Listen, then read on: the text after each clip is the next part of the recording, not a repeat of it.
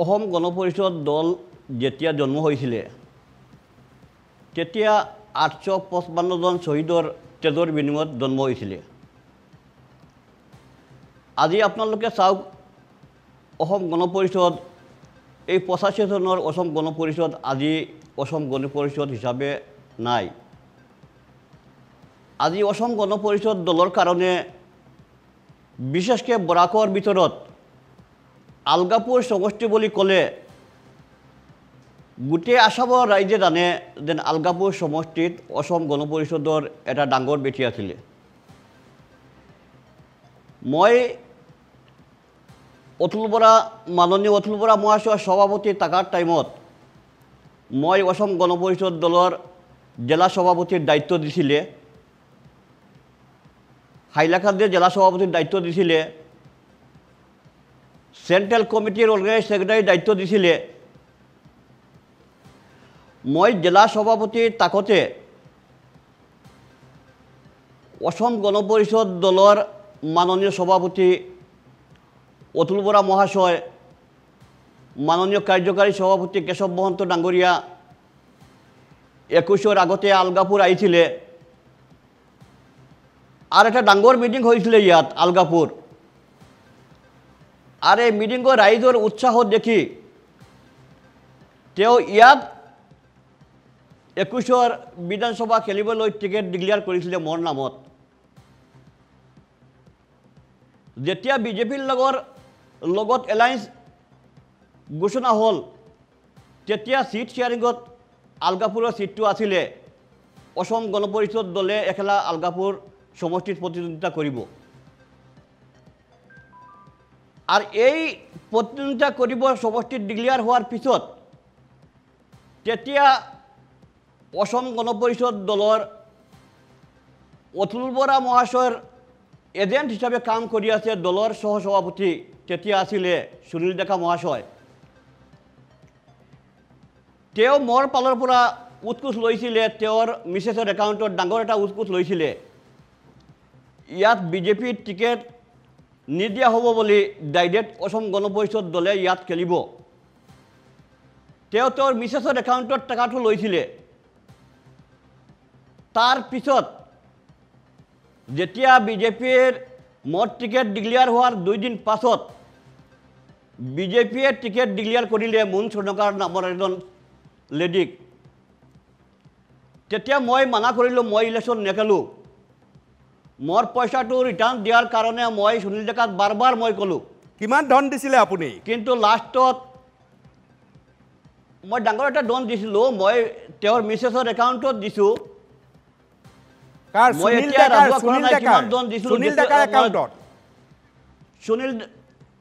সুনীল ডেকাৰ মিছেছৰ একাউণ্টত দিছোঁ। হয়, তেতিয়া মই ইলেকশ্যন খেলা মই মানা কৰিছিলোঁ, মই এতিয়া বিজেপিৰ টিকেট দিয়াৰ কাৰণে ইলেকশ্যন খেলি ইয়াত লাভ নাই। তেতিয়া মোক মাননীয় সভাপতি অতুল বৰা মহাশয় ডাইৰেক্ট ফোন কৰি মোক ক'লে, কিবা কাৰণত মুন স্বৰ্ণকাৰত ইয়াত টিকেট দিয়া হৈছে, লাষ্টত উদ্ধ কৰা হ'ব, মই নমিনেশ্যনটো দিব লাগে। তেওঁৰ কথাৰ ওপৰত বিশ্বাস কৰি মই নমিনেশ্যনটো দিলোঁ। দিয়াৰ পিছত যেতিয়া মুন স্বৰ্ণকাৰৰ নমিনেশ্যনটো উদ্ধ হোৱা নাই তেতিয়া মই বাৰ মই কেন্দ্ৰীয় নেতৃত্বত মই বাৰ ক'লোঁ, এতিয়া ইয়াত ইলেকশ্যন খেলি লাভ নাই। কংগ্ৰেছ UDF এলায়েন্সৰ মানে তেওঁলোকৰ UDFৰ কেণ্ডিডেট নিজামুদ্দিন চৌধুৰী ইয়াত আছে। আলগাপুৰৰ ৰাইজে কেতিয়াও বিজেপি তাকতে মোক AGP মানুহক ভোট নিদিব। তাৰপিছত মই বাৰ সুনীল ডেকাক ক'লোঁ মোৰ পইচাটো ৰিফাণ্ড দিয়াৰ কাৰণে। আপোনাক পিছফালৰ পৰা চুৰি মাৰিছে, ৰাজনৈতিক একদম ভিতৰৰ পৰা একদম ৰাজনীতি। তেওঁলোকে বিজেপি পাছ কৰাৰ কাৰণে এইটো কৰিছে। আপোনাৰ পইচাটোও খালে। তেওঁলোকে বিজেপি পাছ কৰাৰ পইচাটো এতিয়াও দিয়া নাই। এতিয়াও দিয়া নাই। মই বাৰ মই কৈছোঁ, আজি আপোনাৰ জৰিয়তে মই কৈছোঁ, সুনীল ডেকাই পাৰিলে মই যেটো তেওঁৰ ওপৰত মই যেটো ইলেকশ্যন কৰিছোঁ তেওঁ পাৰিলে প্ৰত্যাহ্বানৰ সন্মুখী হওক। তাৰমানে লস্কৰ ডাঙৰীয়া এইটো প্ৰমাণ হ'ল যে অসম গণ পৰিষদত প্ৰাৰ্থিত্ব হয়। প্ৰদানৰ নামত টকাৰ লেনদেন হয় আপুনি হয়। তাৰ প্ৰমাণ প্ৰমাণ কালি প্ৰাৰ্থিত্বত নহয় দাদা মোৰ বৰাকত চাওক লাষ্ট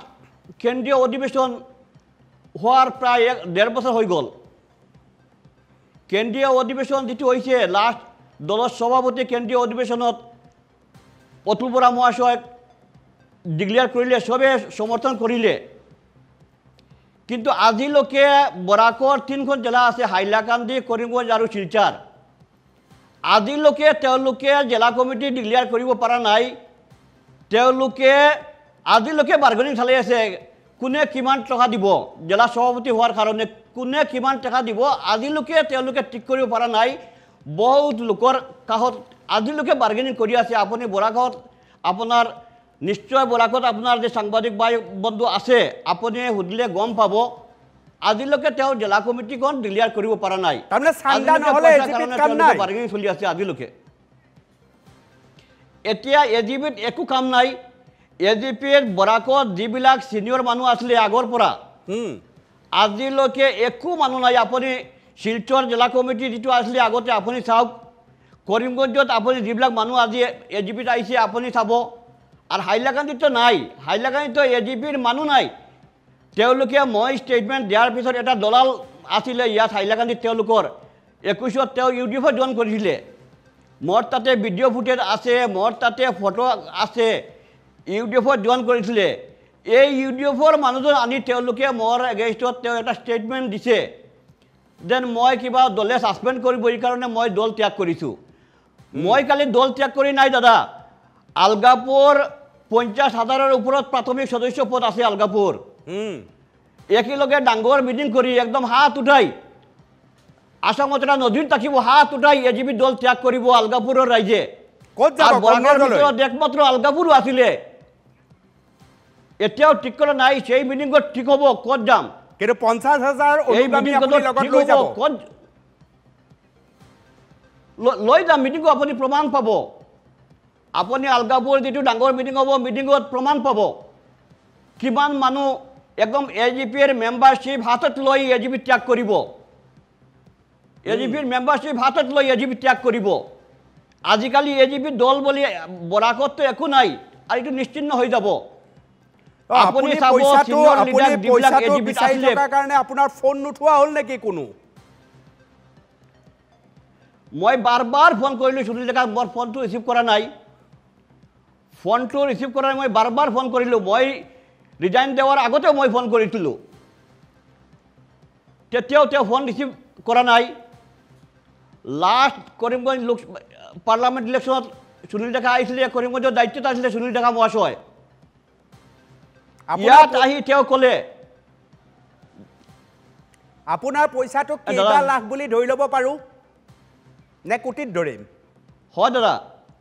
মানে লাখত মই নাই কেইবা লাখ বুলি ধৰিব পাৰে কেইবা লাখ না দাদা কেইবা লাখত ধৰিব কোটিত লাখ না দাদা কেইবা লাখত ধৰিব লাখত নহয় কেইবা লাখত ধৰিব কেইবা লাখত হয় দাদা কেইবা লাখ হয় দাদা আপোনাৰ পৰা লুণ্ঠন হ'ল এক প্ৰকাৰে লুণ্ঠন আপোনাক টিকট দিম বুলি আপোনাক সপোন দেখুৱালে সুনীল ডেকাৰ মিছেছৰ একাউণ্টত টকাটো দিলোঁ তাকে আপোনাক সপোন দেখুৱালে আপুনি কেণ্ডিডেট হ'ম বুলি ভাবিলে কেইবা লাখ আপুনি দি দিলে আৰু তাৰপিছত আপোনাক ৰামঠগন পিছফালৰ পৰা চুৰি টিকটটো দি দিলে বিজেপিক 21ৰ কাহিনী হয় দাদা 21ৰ কাহিনী কি হ'ব পাৰে অসম গণ পৰিষদৰ আপুনি কি ভাবে আপুনি 87ত জইন কৰা বেয়া সময়ত আপুনি সেই সময়তে জইন কৰা 87 য'ত প্ৰফুল্ল মহন্ত শক্তিশালী ৰূপত আছিল মোৰ ইয়াত আছিলে শক্তিশালী ৰূপত আছিলে মোৰ প্ৰয়াত জননেতা শহীদুল্লাহ চৌধুৰী আলগাপুৰত আছিলে তেতিয়া PhD মিনিষ্টাৰ আছিলে আলগাপুৰ অসম গণ পৰিষদ দলে যেতিয়া 85ত গভৰ্ণমেণ্ট কৰিছিলে তেতিয়া আলগাপুৰৰ প্ৰয়াত জননেতা শহীদুল্লাহ চৌধুৰী PhD মন্ত্ৰী আছিলে আলগাপুৰ মানে আসামৰ অসম গণ পৰিষদ দলৰ চৰকাৰত তেতিয়া মই জইন কৰিছোঁ কি হ'ব পাৰে অসম গণ পৰিষদৰ এতিয়া অসম গণ পৰিষদ দলক আপুনি চাব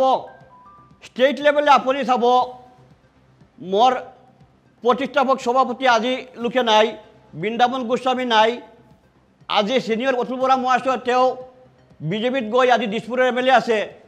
পদ্ম হাজাৰিকা মহাশয় তেওঁ বিজেপিতে আজি এমএলএ আছে চন্দ্ৰমোহন পাটোৱাৰী আজি বিজেপিৰ মন্ত্ৰী আছে আজি বহু সিনিয়ৰ লিডাৰ আজি অসম গণ পৰিষদ দলত নাই বাকী আপুনি চাব যিবিলাক মানুহে আজিকালি অসম গণ পৰিষদ দল ৰক্ষণাবেক্ষণ কৰি আছে অতুল বৰা মহাশয়ৰ কিবা মানুহ যিবিলাক আছে মুছলিম কি আছে এটা মানে খাতগুণা মানুহ আছে এই মানুহবিলাক তেওঁৰ লগত আছে আৰু দল পৰিচালনা কৰি আছে আজিলৈকে অতুল বৰা সৎসাহস থাকিলে তেওঁ ৰাজহুৱা কৰি তেওঁলোকে মানে এটা অধিৱেশন পাতক তেতিয়া বুজিব তৃণমূল স্তৰৰ কৰ্মী ডিষ্ট্ৰিক্ট লেভেলৰ কৰ্মী কিমান খুব আছে কিমান আস্থা তেওঁৰ ওপৰত আছে মই দেখিলোঁ অতুল বৰা সভাপতি হোৱাৰ পিছত দুইটা অধিৱেশন হৈছিলে আগৰ অধিৱেশনটো কি কৰিলে 5 মিনিটে অধিৱেশনটো শেষ কৰি দিলে আমবাৰী অফিচত যিটো অধিৱেশন হৈছিলে মাত্ৰ 5 মিনিটে এতিয়া ইতিহাসত নাই এটা চেণ্ট্ৰেলি অধিৱেশন একটা দলৰ 5 মিনিটে তেওঁ শেষ কৰি দিলে সব পইচা পাতি দি ডিষ্ট্ৰিক্টৰ পৰা মানুহ নি 5 মিনিটে অধিৱেশনটো শেষ কৰি দিলে এটা দেখোন আপোনালোকৰ আমবাৰী অফিচত আপুনি অতুল বৰা মহাশয় সুধিলে পাব লাষ্ট যিটো অধিৱেশন হৈছে অধিৱেশনত কোনে পাৰ্টিত্ব দিয়া নাই তেওঁলোকে মনোবলেট কৰি তেওঁলোকৰ মানুহ দি বুটাৰ বনাই তেওঁলোকে তেওঁৰ নিজৰ স্বাৰ্থৰ কাৰণে তেওঁলোকে মানে দলটোত মানে বা তেওঁৰ নিজৰ কিবা মানুহ ৰাখিছে বাকী দল কৰা কষ্ট কৰা কোনো মানুহ আজি অসম গণ পৰিষদ দলত নাই আপুনি চাব লস্কৰ ডাঙৰীয়া 21ত আপোনাৰ পইচা গ'ল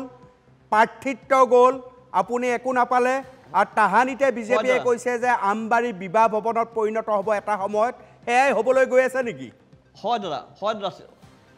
হয় মই এইটো কোৱা নাই মইতো সৰু মানুহ মই ইমান ডাঙৰ মানুহ নহয় এইটো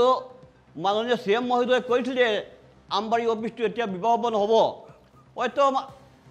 CM মহোদয় যিটো কয় এইটো হয় এইটো হ'ব পাৰে মোৰ হিচাপত এইটো হ'ব পাৰে 26ৰ বিধানসভাৰ আগতে এইটো হ'ব পাৰে মোৰ হিচাপত যেটো CM ছাৰে কৈছিলে বিবাহ ভৱন হ'ব এজিব অফিচ মোৰ হিচাপত CM ছাৰৰ কথাটো কামত লাগিব এটা আপুনি কংগ্ৰেছলৈ আহিব নে CM ছাৰৰ লগত থাকিব পাৰে না এতিয়াও মই ঠিক কৰা নাই মই এটা ইয়াত মিটিং কৰিম আলগাপুৰ মিটিং কৰাৰ পিছত মোৰ সমৰ্থক অসম গণ পৰিষদ দলৰ যে আগৰ পৰা জন্মলগ্নৰ পৰা যিবিলাক মানুহ আছে সবৰ লগত আলোচনা কৰি তেতিয়া এই মিটিংত এই সভাত ঠিক কৰিম মই কোন দলত যাম CM ছাৰে কিবা কৈছে নেকি আপুনি ৰাজনীতি কৰা মানুহ এটা দলত আপুনি পদত্যাগ কৰাৰ পিছত CM ছাৰে কিবা কৈছে নেকি না মোৰ একো আলোচনা হোৱা নাই